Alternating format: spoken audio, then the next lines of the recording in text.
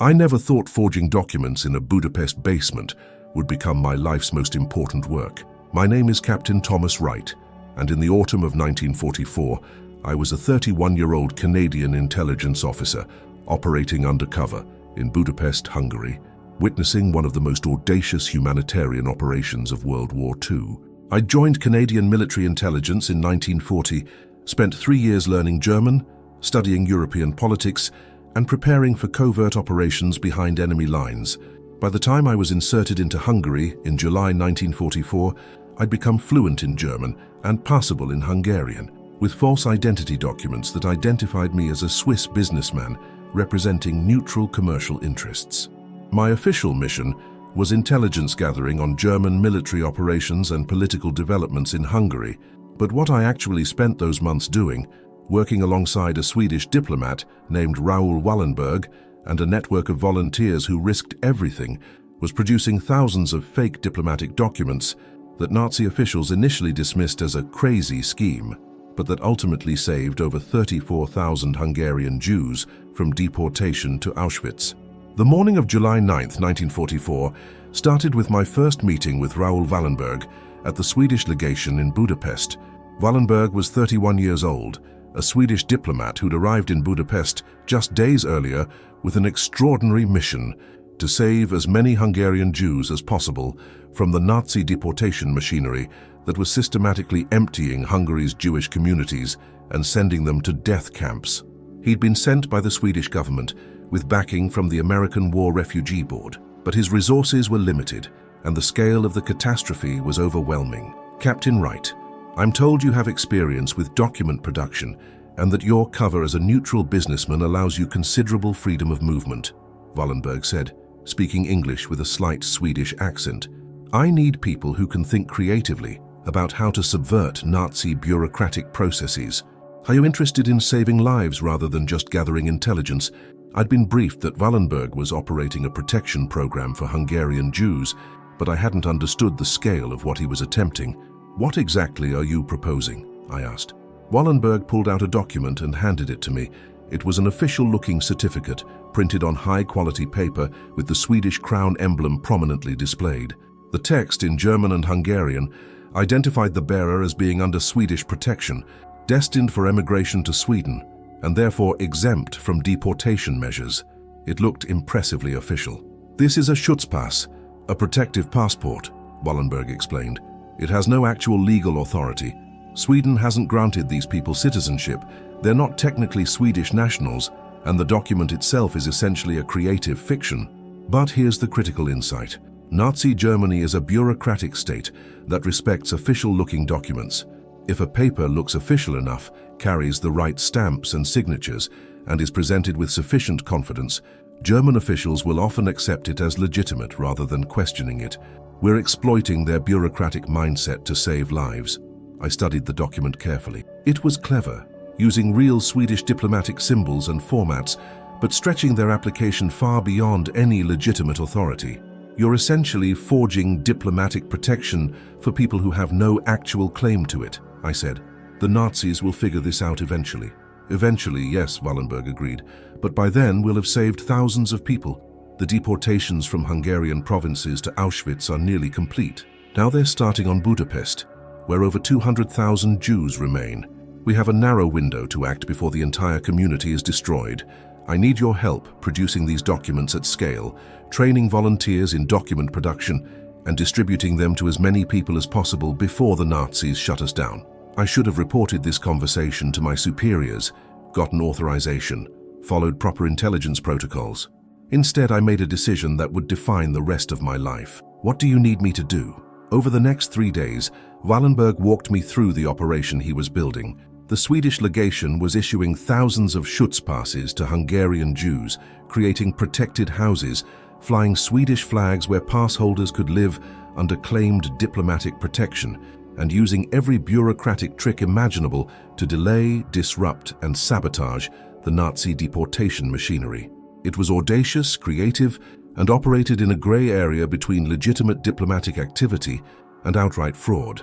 The genius of the scheme was understanding how Nazi bureaucracy functioned. German administration in occupied territories relied on paperwork, proper documentation and official procedures. If you had the right papers with the right stamps, you could navigate the system. The Schutzpass exploited this by creating documents that looked official enough to cause bureaucratic hesitation. German officials confronting people with Swedish protective passports faced a dilemma. Was this legitimate Swedish diplomatic activity that they needed to respect to maintain relations with neutral Sweden? Or was it fraud that they should ignore? That moment of hesitation, that bureaucratic uncertainty, could mean the difference between immediate deportation and enough delay for circumstances to change. The documents don't need to be perfect, Wallenberg explained. They need to be good enough to create doubt, to make German officials pause and check with superiors, to gum up the deportation machinery with administrative questions. Every day we delay a deportation is another day those people are alive, and circumstances might shift in their favor. My role quickly evolved from intelligence gathering to becoming Wallenberg's technical specialist in document production. I had training in forgery and document analysis from my intelligence work. I understood German bureaucratic procedures from years of study, and my cover as a Swiss businessman gave me access to printing equipment and supplies that would have been suspicious for someone openly working with the Swedish legation. We set up a covert printing operation in the basement of a building near the Swedish legation. The facility was nominally a commercial print shop, producing business cards and letterhead, but its real purpose was manufacturing protective documents at scale. I trained a team of Hungarian volunteers, mostly young people with printing experience, in the technical aspects of document production. We needed to produce papers that would withstand at least casual inspection by German officials, which meant high-quality printing, accurate reproduction of official symbols and seals, and attention to details like paper quality and ink consistency. The Swedish crown emblem needs to be exactly right, I explained to the team during one training session. German officials may not know Hungarian law, but they know what official Swedish documents look like. If this symbol is wrong, the entire document becomes obviously fake. We're not trying to fool document experts. We're trying to create enough authenticity that a German soldier or mid-level administrator will accept the document as legitimate and pass the bearer through checkpoints. The production challenges were significant. We needed specialized paper that matched what diplomatic documents were printed on, inks in the right colors for stamps and seals, and printing equipment capable of producing clean, professional-looking text and graphics. All of this had to be acquired in a city under German occupation, where suspicious purchases could draw unwanted attention from the Gestapo or Hungarian fascist authorities. I used my Swiss businessman cover to make purchases through ostensibly legitimate commercial channels. A Swiss merchant ordering printing supplies for business purposes drew less attention than the Swedish legation making similar purchases. I also leveraged black market contacts, paying premium prices for materials that couldn't be obtained legitimately. Every ounce of ink, every sheet of suitable paper, every stamp and seal became part of an industrial process, producing fake diplomatic documents. By late July, we were producing over 500 Schutzpasses per day, a number that would eventually increase to over 1,000 daily as we refined our processes and expanded our volunteer workforce. Each document was individually filled out with the bearer's information, photographed, stamped with impressively official-looking seals, and signed with facsimiles of Swedish diplomatic signatures. The documents were then distributed through a network of safe houses, sympathetic contacts, and direct issuance at the Swedish legation. The Nazi response was initially dismissive. On August 3rd, I witnessed a confrontation between Wallenberg and SS Hauptsturmführer Adolf Eichmann, the senior German official responsible for implementing the final solution in Hungary. Eichmann had been brought to Budapest specifically to oversee the deportation of Hungarian Jews, and he was becoming increasingly frustrated with Swedish interference in what he considered a purely internal German matter. The meeting took place at a Budapest hotel, where Eichmann maintained offices. I was present as Wallenberg's assistant, ostensibly there to take notes, but actually observing how German officials responded to our protective document scheme. Eichmann was 38 years old, a career SS bureaucrat who approached genocide with the mindset of a logistics manager solving a transportation problem. Mr. Wallenberg, these so-called protective passports you're distributing have no legal validity, Eichmann said, his voice combining bureaucratic precision with barely concealed contempt. Hungary's Jews are subject to Reich security measures, regardless of what documents you give them. Your government's position that these people are Swedish nationals or under Swedish protection is a transparent fiction that we will not recognize. Wallenberg remained calm, his response carefully calibrated. Herr Hauptsturmführer, the Kingdom of Sweden maintains diplomatic relations with Germany. The documents we issue are legitimate expressions of Swedish interest in certain individuals, many of whom have commercial or family connections to Sweden. Interfering with Swedish protected persons would constitute a diplomatic incident that I'm sure neither of our governments desires. You're issuing thousands of these documents, Eichmann countered. Hungary doesn't have thousands of people with legitimate Swedish connections. You're simply inventing protections for people who have no actual claim to them. It's fraud on a massive scale, and it will not be tolerated. If you believe the documents are fraudulent, you're welcome to pursue the matter through diplomatic channels, Wallenberg replied smoothly. In the meantime, we will continue to exercise Sweden's sovereign right to extend protection to individuals with Swedish connections. I'm sure our respective foreign ministries can resolve any questions about the scope of that protection. I watched Eichmann's face as he processed this response. He was caught in the bureaucratic trap Wallenberg had designed.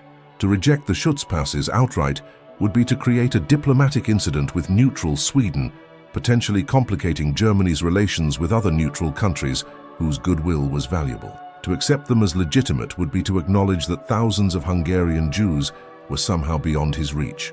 The easiest bureaucratic path was to express objections but allow lower-level officials to make case-by-case determinations, which meant the documents would continue to provide at least some protection, even if that protection wasn't absolute. After the meeting, as Wallenberg and I walked back toward the Swedish legation, he explained his strategy. Eichmann knows what we're doing. He knows the Schutzpasses are stretching diplomatic protection beyond any reasonable interpretation. But he's a bureaucrat operating within a system that respects official documentation and diplomatic protocols.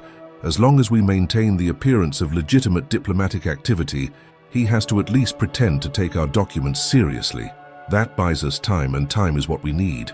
Time for what? I asked. Even if we delay deportations, eventually the Nazis will either ignore our documents or find a way to legally invalidate them. What's the end game? The end game is that the war is turning against Germany, Wallenberg said quietly. The Soviets are advancing from the east. The Western allies are pushing through France. Germany will lose this war, probably within a year. Every day we keep people alive is a day closer to liberation. We don't need to stop the Holocaust entirely. We just need to slow it down enough that some people survive until the Nazis are defeated. That conversation crystallized the nature of what we were doing. This wasn't a permanent solution or a comprehensive rescue operation. It was a desperate holding action, using bureaucratic trickery to buy time for people who would otherwise be immediately murdered. The Schutzpasses weren't magic talismans that guaranteed safety. They were tools that exploited Nazi bureaucratic instincts to create windows of survival. The real test of the protective documents came in mid-October, when the Arrow Cross, Hungarian fascists allied with Nazi Germany, seized power in a coup. The new government was even more aggressively anti-Semitic than the previous regime, and they immediately began organizing mass deportations from Budapest. Unlike the earlier deportations from Hungarian provinces that had used rail transport to Auschwitz, the Budapest deportations would be death marches, forcing Jews to walk over 100 miles to the Austrian border in late autumn weather without adequate food, water, or shelter. On October 20th, I accompanied Wallenberg and several volunteers to one of the assembly points where thousands of Budapest Jews were being gathered for deportation. The scene was nightmarish. Families separated, people beaten by Hungarian fascist militiamen, chaos and terror as the deportation machinery ground forward. German and Hungarian officials were checking documents, and people with Schutzpasses were being pulled aside for additional verification. Wallenberg walked directly into the chaos with absolute confidence, carrying stacks of protective passes and a list of names. "I am Raoul Wallenberg, representing the Kingdom of Sweden," he announced in fluent German to the Nazi officer supervising the deportation. "Many of these people hold Swedish protective documents. They must be released to Swedish custody immediately." The officer, an SS Obersturmführer whose name I never learned, looked at Wallenberg with a mixture of confusion and irritation. "Who authorized Swedish interference in this deportation?" "The Swedish government authorized protection for its nationals and persons of Swedish interest," Wallenberg replied, his tone suggesting that questioning this was absurdly inappropriate. Here are the documents. You can verify their authenticity with the Swedish legation. In the meantime, these protected persons must be released. What happened next was remarkable. Wallenberg simply started walking through the assembled deportees, calling out names and handing Schutzpasses to people who might not have already had them. Some of the documents were legitimately issued, others were blanks we'd brought specifically for this purpose, filled out on the spot with names Wallenberg was improvising. German and Hungarian guards watched but didn't stop him, paralyzed by the bureaucratic audacity of what they were witnessing. "This is irregular," the SS officer protested weakly. "These documents need to be verified." "Then verify them," Wallenberg said, continuing to distribute passes and pull people out of the deportation column. "In the meantime, these people are under Swedish protection and cannot be deported. If you have questions about their status, contact the Swedish legation. I'll provide the address." I watched German soldiers, members of an army that had conquered most of Europe, simply stand aside as a Swedish diplomat brazenly removed hundreds of people from a deportation column using documents that had questionable legal validity at best. It worked because Wallenberg projected absolute confidence, because the documents looked official, and because Nazi bureaucratic culture was conditioned to respect official-looking paperwork even when common sense suggested it might be fraudulent. We saved about 300 people from that particular deportation, though thousands more were marched away. Over the following weeks, Wallenberg and our network of volunteers repeated similar interventions at multiple deportation assembly points. We couldn't save everyone, couldn't stop the deportations entirely, but we pulled out hundreds here, 1,000 there, creating protected houses where pass holders could shelter under claimed Swedish diplomatic protection. The protected houses became a critical part of the operation. Buildings flying Swedish flags and declared to be under Swedish diplomatic protection housed thousands of Schutzpass holders. The legal basis for these houses was dubious at best, but again, the combination of official-looking documentation, diplomatic confidence, and Nazi respect for bureaucratic procedures created a gray area that we exploited to maximum effect. I spent November and December 1944 managing the logistics of document production and distribution, while also handling my original intelligence mission. The situation in Budapest was deteriorating rapidly as Soviet forces approached the city. German and Hungarian authorities were becoming more desperate and brutal. The protection offered by Swedish documents was eroding, and it was increasingly clear that our operation had limited time left. On December 8th, I narrowly avoided arrest when Gestapo officers raided our printing facility. I'd been warned hours earlier by a Hungarian contact that a raid was imminent, and we managed to evacuate most of our equipment and supplies before the Germans arrived. The close call convinced me that my cover was compromised, and that I needed to reduce my visible involvement in document production while still supporting Wallenberg's operation from behind the scenes.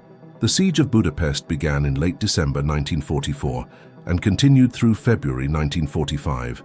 During those nightmarish months, the protective houses and Schutzpasses provided some degree of safety even as the city descended into chaos. Nazi and Arrow Cross forces conducted massacres of Jews throughout the siege, but the international protected houses, including those under Swedish protection, were generally respected even in the final desperate days of German control. When Soviet forces finally liberated Budapest in February 1945, over 34,000 Hungarian Jews had survived in Budapest, many of them protected by the Schutzpasses and safe houses that Wallenberg's operation had created. It wasn't a complete victory. Over 400,000 Hungarian Jews had been murdered during the Holocaust, but those 34,000 survivors represented lives saved through bureaucratic audacity and relentless determination. I never saw Raoul Wallenberg after January 1945. He was arrested by Soviet forces shortly after Budapest's liberation, accused of espionage, and disappeared into the Soviet prison system. Despite decades of inquiries, his ultimate fate remains uncertain, though he almost certainly died in Soviet custody.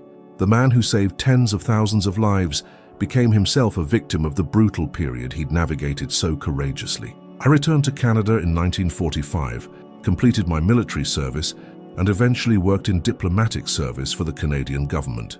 I never spoke publicly about my role in Wallenberg's operation during his lifetime, partly because of classification issues around my intelligence work, partly because the story was his, not mine. He was the visionary who conceived the protective passport scheme and had the courage to implement it. I was just a technical specialist who helped with production and logistics.